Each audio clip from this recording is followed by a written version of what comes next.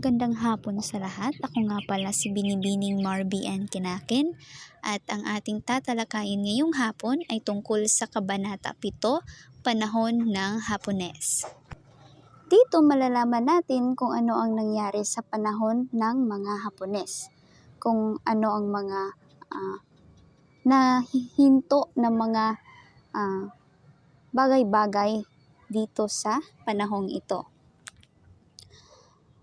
Malaki ang paghahangad ng bansang Hapon na maging pinakamakapangyarihan sa buong Asya.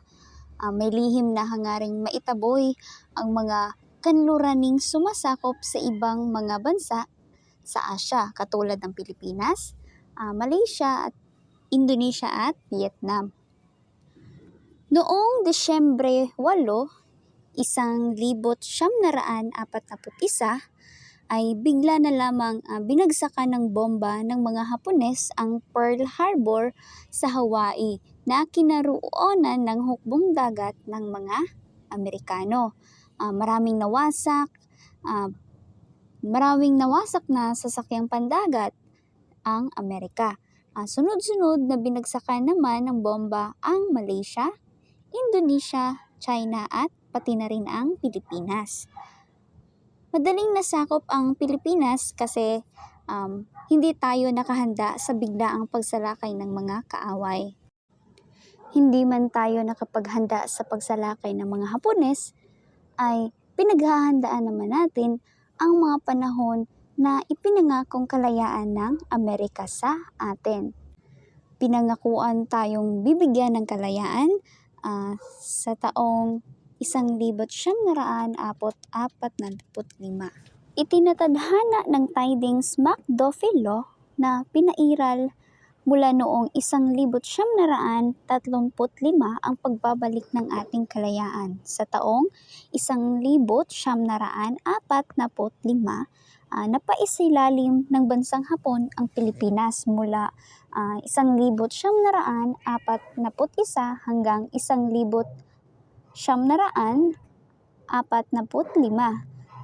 Ang McDuffie Law ay isang batas na pinairal ng mga Amerikano para sa kalayaan ng Pilipinas. Isa itong batas na para sa kalayaan. Dahil sa pagsakop ng mga Hapones sa ating bansa, nahinto ang mga palimbagan or nahinto muna pansamantala ang mga palimbagan kaya't ang mga manunulat ay namahinga. Muling nabuksan ang lingguhang liwayway na naging dahilan ng muling pagsulat ng mga manunulat. Nakapaglathala sila ng mga kwento at tula sa naturang magazine. Ang pangangasiwa nito ay nasa ilalim ng mga Hapones. So ang mga Hapones ang nangangasiwa sa mga kwento at tula, no? At saka magazine. Sinundan ng taliba ang liwayway.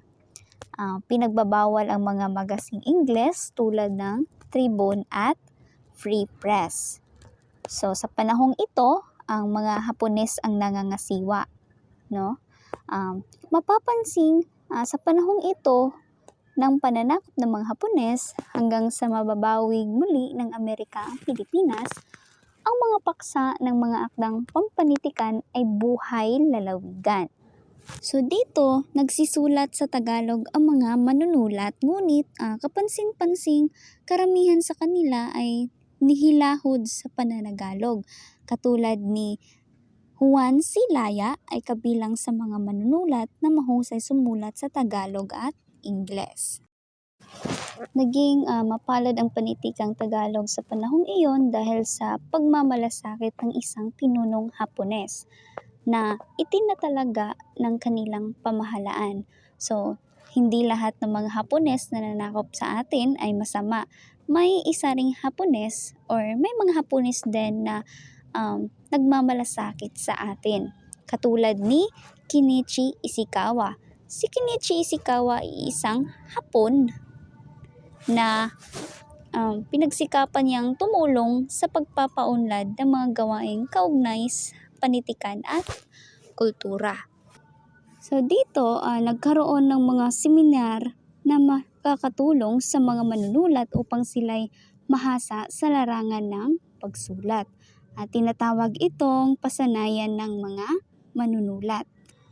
Dito, naging puno ng tagapanayam ay ang lubos na kinikilalang si Lope K. Santos. No?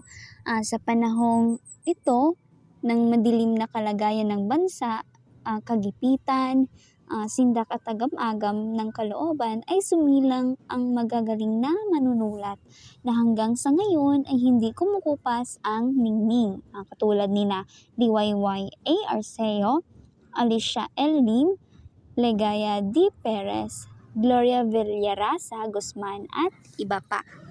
Sa panahong ito na itinuturing na gintong panahon.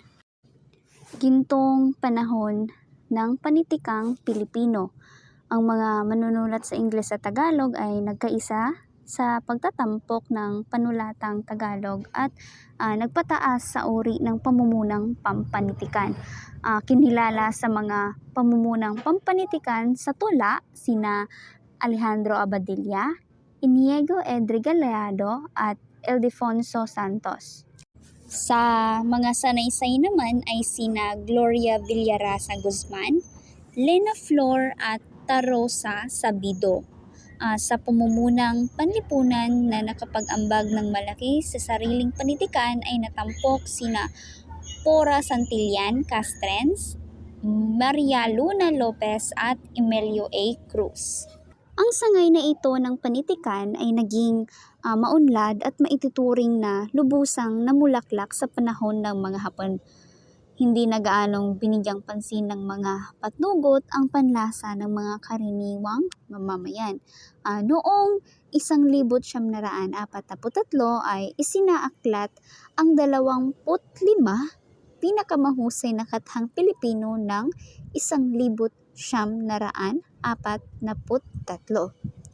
So dito, ang 25 pinakamahusay na kathang Pilipino noong 1943 ay isinaaklat nila. Ang mga nagsisulat ng maikling kwentong ang paksa ay buhay lalawigan ay sina Macario Pineda, Serafin Ginigundo, Brigedo Batong Bakal at iba pa. Noong 1944 ay may ginanap na pamimili ng pinakamahusay na akda ng 1945. Ang lupon ay binubuo ni Jose Esperanza Cruz, Francisco B. Casiano, Agustin Gabian, Claudoaldo Del Mundo, Antonio Rosales, Arsenio Afan, Buenaventura Medina Jr. at si Teodorico Santos. Pinasuri naman ang 25 napili kina Lope K. Santos, Inigo Ed Regalado at Julian Cruz Balmaceda.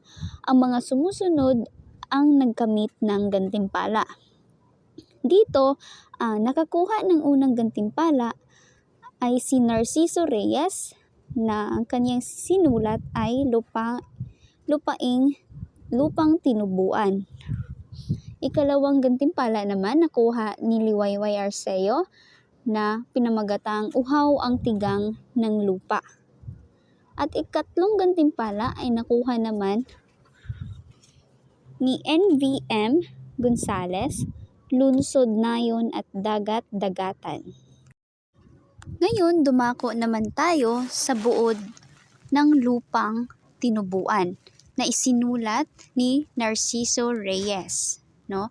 Batay sa aking pagkakaunawa sa pamagat ng maikling kwento ng Lupang Tinubuan, ginagamit ng may akda ang pamagat na ito dahil ang kwento ay batay sa kanyang lugar na kinalakihan at pinagmulan.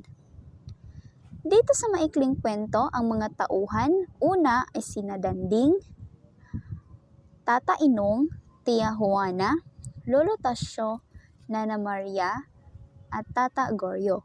Si Danding ang pangunahing tauhan sa kwento. Siya ang batang may amang nagkasakit at inang naghihirap. At si Tata Inong naman ang kamag-anak ni Danding. At si Tia Juana ang kasama ni Danding sa kanyang paglalakbay. Si Lolo Tasyo naman ang nagkwento tungkol sa pagkabata ng kanyang ama. At si Nana Maria, asawa ng yumaong si Tata Inong. At ang panghuli ay si Tata Goryo, siya ang tiyuhin ni Danding. Buod ng Lupang Tinubuan ni Narciso Reyes. Si Danding kasama ang kanyang Tia Juana ay umuwi sa Nayong Sinilangan ng kanyang ama upang makiramay sa namatay na pinsan ng kanyang ama. No? Nagwika ang matandang kutsero na sa bayang iyon ay walang maganda kundi ang langit. So doon daw sa bayan ng kanyang ama, ang maganda lang daw doon ay ang langit. So tila nagulumihanan ang pag-iisip ni Danding. Hindi niya matutup kung ano ang ibig ipahiwatig ng isang kutsero. So naging sentro ng atensyon si Danding sa kanyang mga kamag-anak noong dumating siya sa Malawig. So kumbaga naabot na sila sa ilang paglalakbay, kauban iyang Tia Juana, so naabot na siya dito sa Malawig. So pag abot nila sa Malawig, naging sentro ng atensyon si Danding sa kanyang mga kamag-anak kasi sapagkat siya lamang ang galing sa Maynila. Matapos iyon ay tumungo siya sa loob ng bahay at doon ay nakita niya ang mapayapang mukha ng yumaong si Tata Inong. Si Tata Inong ay yung kanyang tiyuhin na pumanaw. At doon, nakita ni Danding ang kanyang lolo sa likod ng kanilang bakuran. So nagsalaysay si Lolo Tasyo sa talambuhay ng kanyang ama. No? Si Lolo Tasyo ang nagsalaysay tungkol sa talambuhay ng ama ni Danding sa lugar na iyon nung kabataan nito. So natuwa si Danding habang naglalaro sa kanyang imahinasyon. So while story si Lolo Tasyo, si Danding pod nag-imagine siya. Kanang nagkwento iyang lolo, nag-imagine niya, no? So doon tila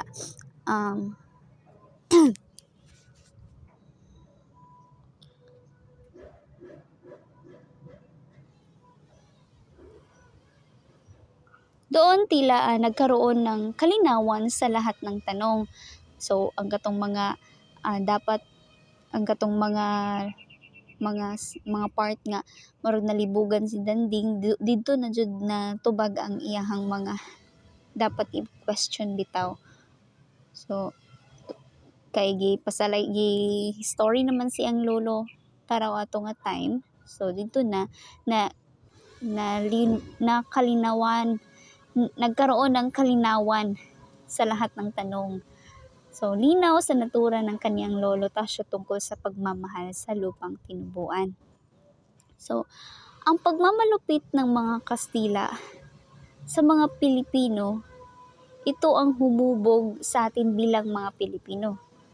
Ito ang nagpatatag sa atin at gumising sa atin upang ipaglaban ng ating bayan at ipagtanggol ang ating mga sarili sa kabila ng napakaraming buhay na nawala at napakaraming dugo ang dumanak, ay di nasayang ang kanilang ipinaglaban dahil sa kasalukuyan ay nakamit na natin ang kalayaan. So dito kahit